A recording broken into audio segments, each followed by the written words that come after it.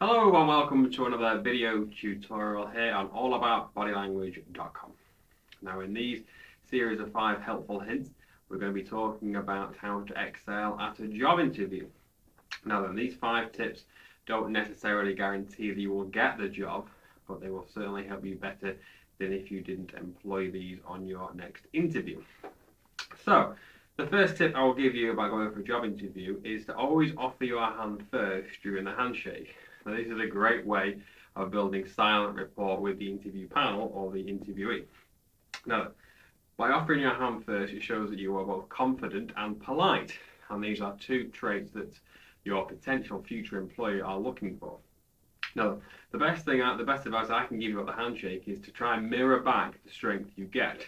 Now, there's a good reason for this, because if you give a handshake that is too strong than you receive, you might be perceived as being quite dominant, and again, that's not a trait that an employer is looking for. And again, if you don't mirror back the handshake and it's too limp, they might think that you are quite weak, and again, it's quite not the message you want to send out. So again, try and mirror back the same handshake, but always offer first. And another good tip from the handshake as well is always be offered to be sat down. So don't just sit down straight away. Just wait for them to say, "Oh, please have a seat." That's a good tip. So number 2 on the helpful hint stage is the eye contact. Now, a lot of people are quite afraid of direct eye contact, and again, this can quite look like you're nervous or shy, and again, these are not desirable traits that an employer is looking for. So between roughly 3 to 5 direct eye contact and then break. So again, that is quite culturally acceptable here in the UK and other English-speaking countries, but again, if you go to other parts of the world, just research what eye contact is acceptable for that country or nationality. So in the third category of this is making sure you use the appropriate hand gestures at the right time, and especially the steepling gesture, which I'm doing here. Now, bringing about the steepling gesture implies that you have all the answers and are full of confidence about what you're talking about. Now, this often can work in your favour if you're talking about a project which you excelled at.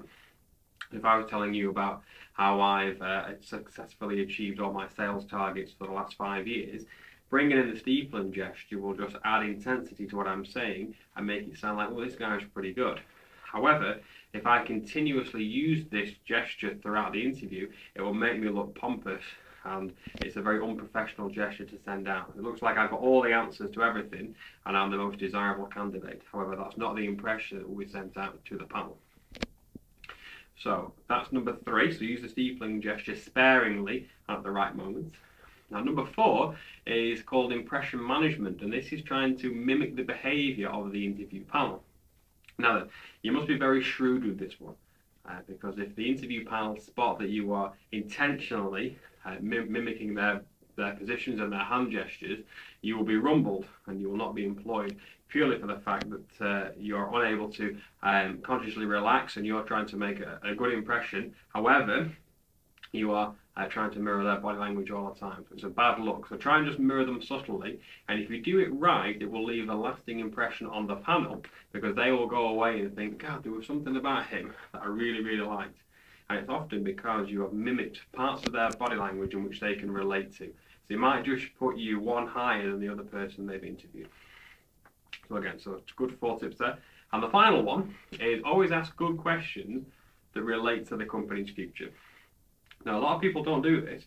So if you ask a good question, say, in 6 months' time, where do you see the company, or where do you see this job going? And they say, oh, we're looking to increase in new areas and new ideas, new initiatives, new sales techniques. Then you reply back with saying something like, oh, well, I've had a lot of experience in that field, and I'll be able to help you meet those targets and go beyond that. What do you think about that? And then bring out the steepling gesture. Bingo. They're going to remember that gesture and think, actually, this guy's actually going to help the needs of the business. And that's what they're trying to employ you for, is to help them progress in a difficult economic climate at the moment.